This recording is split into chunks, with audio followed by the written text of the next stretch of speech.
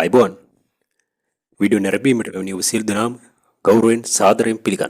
අස්සසුම් පළවෙනි අදියරේ මේ වෙන විට දීමනාව ලබා ගන්න, ඒ වගේම දීමනාව බලාපොරොත්තුෙන් සිටින ඔබ වෙනුවෙන්ම තමයි අද වීඩියෝව. යනවා සුබ සාධක ප්‍රතිලාම මණ්ඩලය විසින් පහුගිය කාලෙම ඔබ දැනුවත් කරා මාර්තු මාසේ 28 වෙනිදා වෙන විට ඔබගේ තොරතුරු අලුත් කරගන්නට, එහෙම නැත්නම් තොරතුරු යථාවත් කරගන්නට අවස්ථාවක් තියෙනවා කියලා. ඒ කාල සීමාවේදී ප්‍රාදේශීය කාර්යාලය නියෝජනය කරන නියෝජිතයෙක්, එහෙම නැත්නම් රාජ්‍ය නිලධාරියෙක් ඔබගේ නිවසට පැමිණිලා ඔබගේ පැරණි තොරතුරු මේ වර්ෂයට අදාළව යථාවත් කරගන්න, අලුත් කරගන්න අවස්ථාවක් දෙනවා කියන එක. නමුත් අද මාර්තු 28 මේ වෙන විට නිලධාරියෙක් ඔබේ නිවසට පැමිණියාද?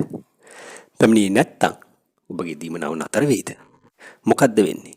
බලමු අපි ඒ ගැන කතා කරමු අද. වීඩියෝ අවසානයේ වෙනකන් රැඳී සිටින්න. මම මුලින් කිව්වා වගේ ඇත්තම සුබ සාධක ප්‍රතිලාම මණ්ඩලය විසින් දිගින් දිගටම පහුගිය කාලේ දැනුවත් කිරීම කරා මාර්තු මාසේ 28 වෙනිදා වන විට සියලුම අස්වැසුම අයදුම්කරුවන්, ඒ කියන්නේ පළවන අදියරේ අයදුම්කරුවන් සියලු දෙනාම දීමනාව ලබා ගන්නා හෝ නොලබන සියලු දෙනාම මේ වර්ෂයට 2026 වර්ෂයට අදාළව අස්වැසුම් දීමනා සහ ඒහා සමගාමීව යන වැඩිහිටි ආබාධිත කියනෙන්නේ දීමනාවන් අවශ්‍ය නම් ඒව දිගටම පවත්වාගෙන යන්න නම් තමන්ගේ තොරතුරු යථාවත් කරගන්න. ඒ කියන්නේ තොරතුරු අලුත් කරගන්න ඕන කියන කතාව. අද මාර්තු 28 වෙනිදා බොහෝ නිවෙස් වලට අද වන විට සමීක්ෂණ නිලධාරියෙක් පැමිණියාද කියන ගැටලුව ඔබ වෙත ඇති. මගේ නිවසට පැමිණියේ නැහැ. අල්ලපු නිවසට පැමිණියා. මෙන්න මේ වගේ කතන්දර ඔබගේ හිතේ තියෙන්න පුළුවන්. ඇත්තටම මොකද වෙන්නේ? කලින් කිව්වා වගේ සුබසාධක ප්‍රතිලාම මණ්ඩලය දැනුවත් කර වගේ 28 දින වන විට තොරතුරු සමීක්ෂණයට ලක් නොවූ පවුල්වල දීමනාව නතර වෙයිද? ඇත්තම මේක කනගාටු වෙන්න අවශ්‍යයක් නැහැ. සතුටු හිතන කතාවක් තමයි තියෙන්නේ. යනෝ සුබසාධක ප්‍රතිලාම මණ්ඩලය විසින් ඊයේ දිනේදී දැනුවත් කිරීමක් සිදු කරනවා. මේ රටේ පවතින වාතාවරණයත් එක්ක මේ සමීක්ෂණ කාල සීමාව මැයි මාස 15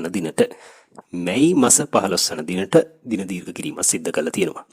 ඒ අනුව ප්‍රාදේශීය කාර්යාලය නියෝජනය කරන රාජ්‍ය නිලධාරියාට බොහෝ විට ග්‍රාම නිලධාරී හෝ ආර්ථික සංවර්ධන නිලධාරී ඔබගේ නිවසට මැයි මාස 15 වන දින දක්වා පැමිණීමේ හැකියාවක්, පැමිණීමේ අයිතියක් ඔවුන්ට ලබා දීලා තියෙනවා. ඒ අනුව ඉදිරි මාසිකමාරක කාලය තුලදී අස්වැසුම් පළවන අදියර තොරතුරු අලුත් කරගන්නට, යථාවත් කරගන්නට අයදුම් කර ඔබගේ නිවෙස් වෙතට අනිවාර්යයෙන්ම වසමේ මේ සමීක්ෂණ නිලධාරී කෙනෙක් ඔබේ නිවසට පැමිණෙනවා ඇත. ඒ අනුව 28 වන අද මාර්තු 28 වන දින නොපැමිණියා කියලා ඔබ කිසි කෙනෙක් කනගාටුවට ලක් වෙන්නවත්, අනියත බියක් ඇති කරගන්නවත් කිසිම හේතුවක් නැහැ. මොකද සමීක්ෂණය තාම ඉවර නැහැ. ලංකාවේ ගත්තොත් ඉතා විශාල පිරිසක් තව සමීක්ෂණයට ලක් වෙන්න තියෙනවා. ඒක නිසා සියලු දෙනාම මේක ගැන කනගාටු වෙන්නවත්, දුක් වෙන්නවත් අවශ්‍යතාවයක් නැහැ. තමන්ගේ අනියත බියක් ඇති කරගන්නත් එපා. තමන්ගේ දීමනාව නතර වෙනවා කියන එක. මොකද ඒක නතර වීමක් සිද්ධ වෙන්නේ නැහැ. මොකද සමීක්ෂණ කාල සීමාව තව මාස එකමාරක් දීර්ඝ කරලා තියෙනවා, මේ මාසේ 15 වෙනිදා දක්වා. ඒ අනුව ඔබේ අදාළ නිලධාරී කෙනෙක් මේ මාසේ 15 වන දිනට කලින් ඔබගේ නිවසට පැමිණිලා අනිවාර්යයෙන්ම ඔබගේ තොරතුරු අලුත් කර ගැනීම සිද්ධ කරાવી. එහෙනම් සියලු දෙනාම ඒ සඳහා හොඳින් මුහුණ දෙන්නට, තමන්ගේ තොරතුරු නිවැරදි ආකාරයෙන් එන සමීක්ෂණ නිලධාරියට ලබා දෙන්නට වග බලා ගන්න. එහෙනම් හැමෝටම ජය වේවා. නැවතත් වීඩියෝ එකකින් අපි හම්බ වෙමු.